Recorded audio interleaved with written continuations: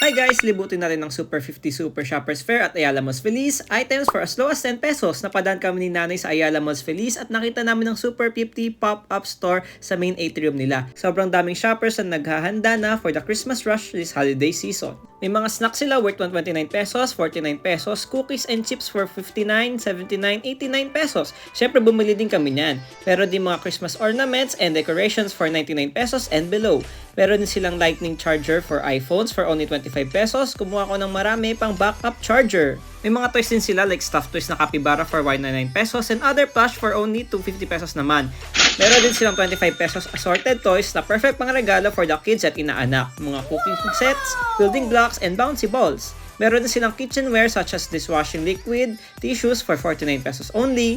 May pabango din sila for as low as 79 pesos. Wow. Meron din silang mga glass cups for only 104 pesos, storage bins and containers for 79 pesos, 50 pesos to even 25 pesos.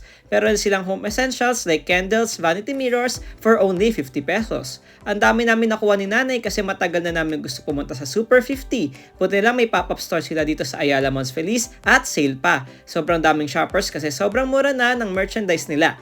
Kaya after namin maglibot at magdampot ng items si nanay, ay dumiretso na kami sa checkout counter.